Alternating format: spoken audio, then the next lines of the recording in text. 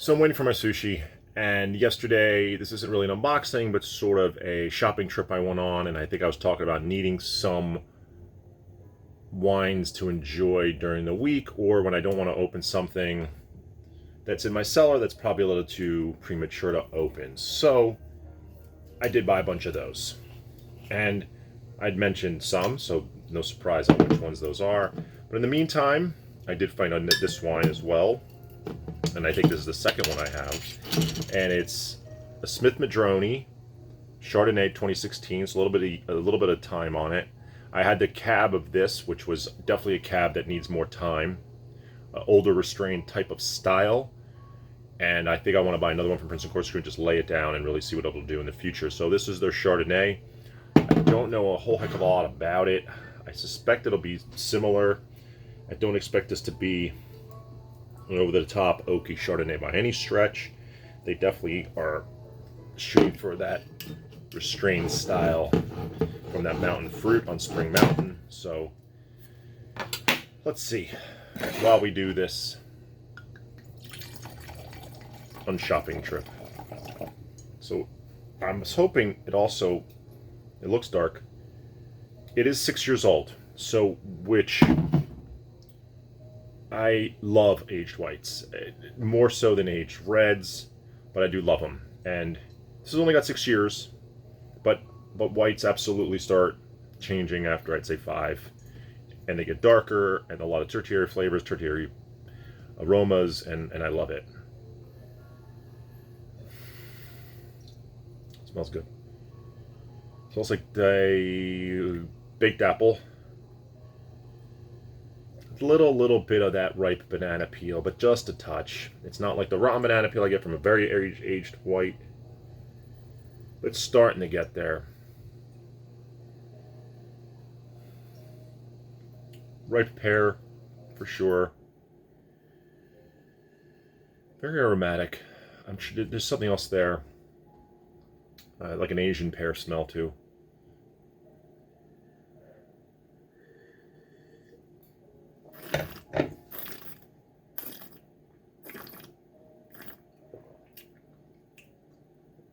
That's good. Oh, that's good. It's got the aged characters a little bit. Extremely long length. Great acidity. Great body. That's delicious. God, that's good. It's elegant, delicious. It's restrained. It's not oaky. It's got some oak, but not a lot. It's absolutely integrated. This wine's amazing. This wine's amazing. This is an amazing Chardonnay. Another great Chardonnay find. And this was... Oh, I got the receipt. I don't think this was expensive. $37. That, for that high quality, it's a pretty good price. $37 is not cheap, but for this Chardonnay with 6 years of age is fantastic. I absolutely will need another one or two of these. And I'd love to sim down even longer. Problem is I'm running out of space.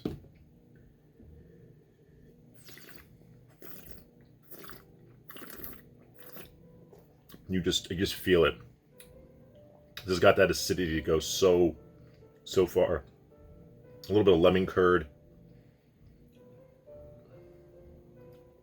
Like a lemon custard. It's got like a custardy thing going. It's got the Asian pear. It's got the baked apple. It's got a nice mineraliness too.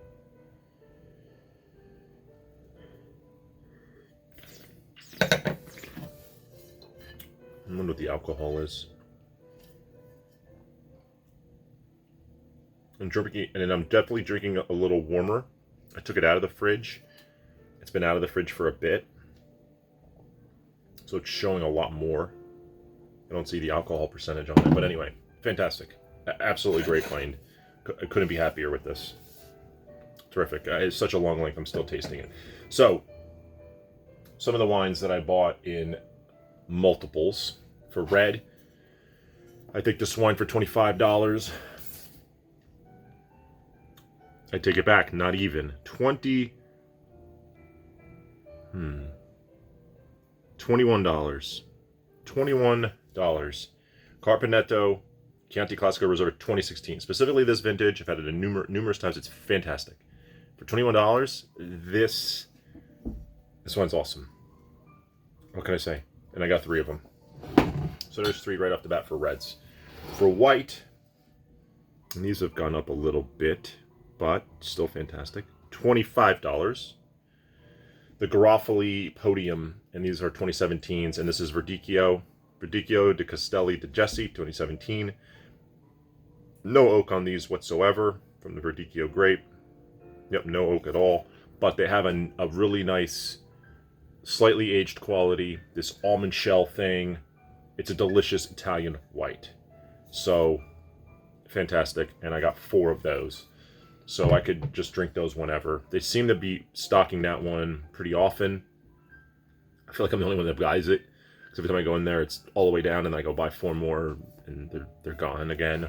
Well, they're not gone. They restock it again. So another white, and I do love Chenin Blanc. I've talked about that numerous times. I want to get the price on this one. And I've had this before, but I drank them all. The Francois Chardonnay Les Choisiles, 2018, Louis Loire. So from the Loire Valley, I think it's Middle Loire. Chenin Blanc. This wine's fantastic, and a great alternative to Chardonnay. And this absolutely can age as well. This is 2018, so it's only got 4 years on it, but great wine. Probably won't sit on it that long. I think it was about $30.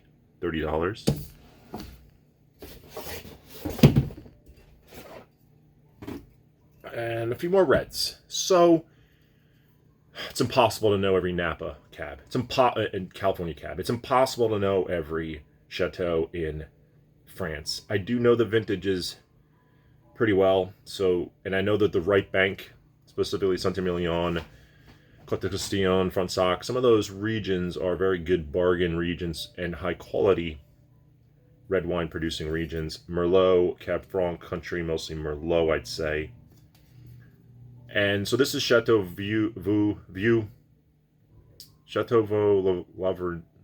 Laverne. I butchered the name. But 2015, so it's mainly on Grand Cru. And this was $20.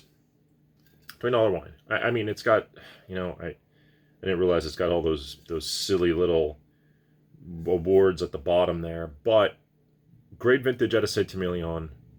I don't know anything about it. Figured I'd try it for $20. And, I'm always looking for a red, got those Chianti Classicos, which are amazing. Sometimes I need something a little bit bigger to go with a steak, let's say. It would be something like that. So, got one of those.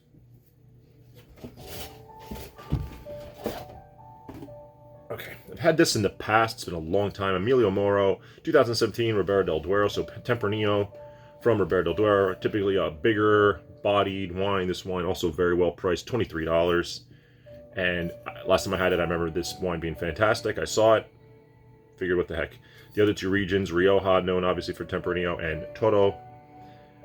Riberas, I feel like, are slightly bigger than Riojas, less elegant. And Toros are even bigger than that, but can be kind of all over the map depending on the producer. But Toros is a great find too for great Tempranillo. But Emilio Moro, good price. Ribera, you always get good bargains out of Spain, high quality for the price. So from Fronsac, so I mentioned the right bank. Fronsac, 2015, another great vintage out of the right bank.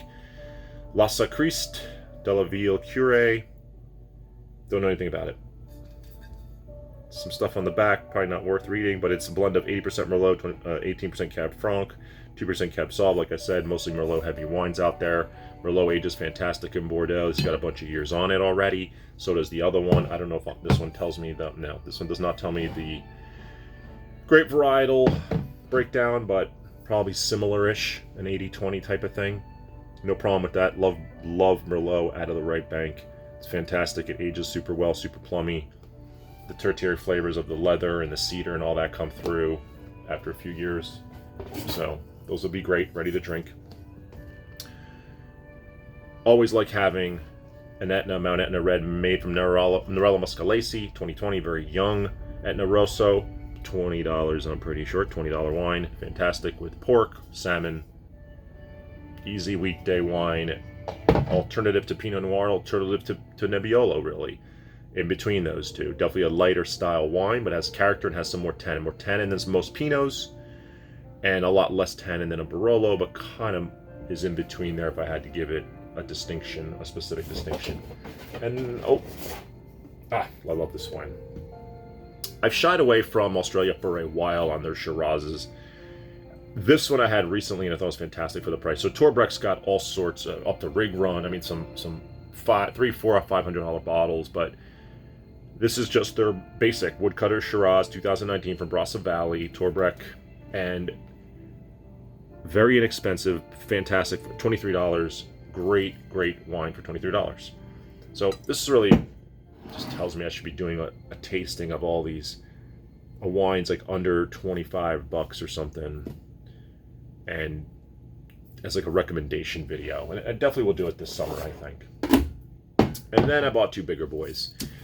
And there's some vineyards, just like in Burgundy, some of the vineyards is what you're paying for. You're paying for getting fruit from a certain vineyard, you know, Romanée-Conti, DRC, Domaine Romanée-Conti, of course being one of the most exclusive and expensive vineyards in the entire world. But you pay that price to be tasting those grapes from that vineyard. There's certain vineyards in California I think are fantastic. To Kalon is one of them. Some of the greatest wines in California are made from the To Kalon vineyard. And another vineyard that I think is fantastic, Martha's Vineyard's another great one. Heights Cellars makes something out of Martha's Vineyard. It's very well known.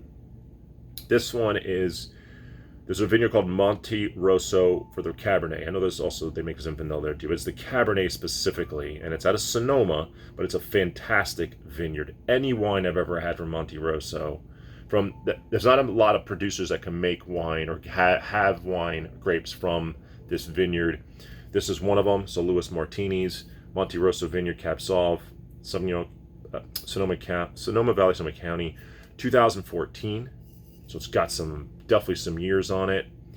This wine was labeled $75, and when I rang it up, it said $64. So I couldn't resist, and I bought another one. And it's a 5 out of 5 wine. I've had it in the past. I don't remember which vintage I had before. I think it was a younger vintage, a 12 or 13. Again, all these vintages are fantastic out of California, but it's not so much that, it's that the specific vineyard is amazing. I remember when I decanted this wine, it was nothing short of amazing. Had a little bit of and this might sound negative, but an iron character, but in a great way, which was really more about the minerality of it. So it was unctuous and big and bold and brooding, but also had this minerality to it that kept it in balance and good acidity. It was unbelievably good. I really wanted to go buy like a case of it, but there's so many other wines that I'd like to have and try that I didn't. I have one more. Now I have 2 more, or 3 more now. We'll probably be having one of these soon with a nice steak on a weekend, nice dry aged steak. I think this would pair amazing with that. Have it over 2 nights. Anyway, so those are the 16 wines. Like I said, I think I'm going to try to do a video about something sub $25. Wines I can recommend, like a recommendation wine video of if I had $25, or maybe I'll do it sub 30, something around there. These are the wines I'll buy, and I'll go further down. So it won't just be all $30 bottle. It's 30, try 25, try 20.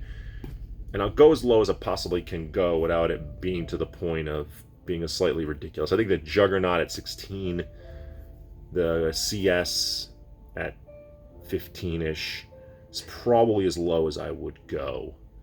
But I'll try both of those too. Compare them to some of the others like the Torbreck for sure, this Emilio Moro. Very different styles too. Maybe if one of these Bordeaux for $20 is great. Oh, I didn't say how much the Lustre Christ was. $19. So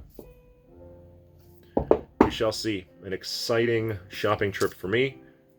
I enjoyed it. Hopefully I enjoy everything I got. Now I have some wines I could just open up and kind of stay away from some of the wines I am aging and go from there.